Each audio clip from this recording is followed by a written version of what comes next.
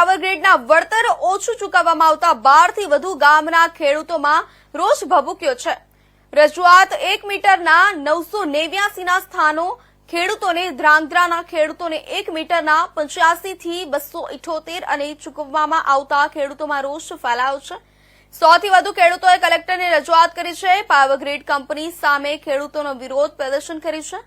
પહેલા પૂરતું વળતર આપો પછી કામ શરૂ કરોની માંગ ઉઠી છે। આમ ખેડૂતોની કિંમતી જમીનનું પૂરતું વળતર ન મળતા રોષ ભરાયા છે। મારું ગામ જૂના ઘનશ્યામગઢ ધાંગધ્રા તાલુકાનું।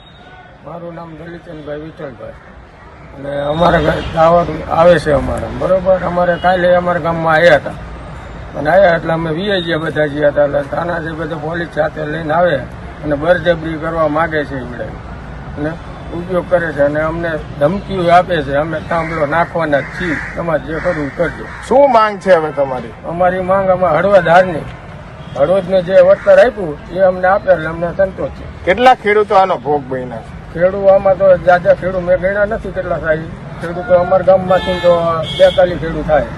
મારું નામ ભુવા સુરેશભાઈ મહેશભાઈ છે। હું ધાંગધ્રા તાલુકાનો એક ખેડૂત પુત્ર છું કે જે અત્યારે અમે કલેક્ટર કચેરીએ 12 થી વધુ ગામના ખેડૂતો કે જે પાવર ગ્રીડ કોર્પોરેશન કંપનીની જે દાદાગીરીથી કે જે ખેડૂતોના ખેતરોની અંદર જે કામ કરવામાં આવે છે કે જે કોઈ પણ પ્રકારનું પૂરું વળતર આપવામાં આવતું નથી અને છતાં પણ ઊભા પાકની અંદર પોલીસ પ્રોટેક્શન લઈ અને જે તાનાશાહી કરી કે જે અમે જ્યારે આતંકવાદી છીએ એવું વર્તન કરી અને જે 200 થી 500 જે અમે ખેતરની અંદર અત્યારે કામ ચાલી રહ્યું છે। બીજું કે જે દરેક ખેડૂતોની અંદર કે જે પોલીસ પ્રોટેક્શન લઈ અને એકી સાથે 10 ખેતરની અંદર એક સાથે કામ ચાલુ કરે છે કે જે ખેડૂતોની જે યુનિટી તોડવાનું પણ જે પાવર ગ્રીડ કોર્પોરેશન કામ કરી રહી છે। સુરેન્દ્રનગર જિલ્લાની અંદર જે વળતર છે એ સાવ મામૂલી વળતર જે 85 રૂપિયા 149 રૂપિયા અને 250 રૂપિયા જેટલું જ વળતર આપવામાં આવે છે। એથી કોઈ પણ વળતર વધારે મળતું નથી। જ્યારે આપણી બાજુમાં જ કે જે 20 કિલોમીટરની અંદર ધાંગધ્રાથી 20 કિલોમીટરની અંદર જે મોરબી જિલ્લાની અંદર જે જમીન આવેલી છે ત્યાં જે પૂરું વળતર કે જે 979 રૂપિયાનું જે વળતર આપવામાં આવે છે એની જગ્યાએ સુરેન્દ્રનગર જિલ્લામાં ખાલી 85 રૂપિયા વળતર। આવો અન્યાય કેમ?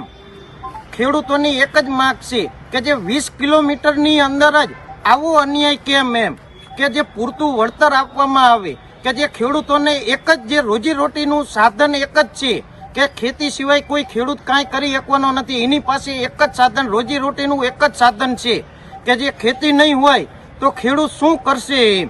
તો ખેડૂતોની એક જ માંગ છે કે અમને પૂરતું વળતર આપવામાં આવે। આવી દાદાગીરી કરી અને કોઈ પણ ખેડૂતોનો અત્યાચાર ન કરે કે આ કોઈ આતંકવાદીઓ નથી। આ એક તમારા જે ભારત દેશના જે ખેડૂતો છે ખેડૂતોને પૂરું વળતર આપવામાં આવે તો કામ કરવા દેવામાં કોઈ વાંધો નથી।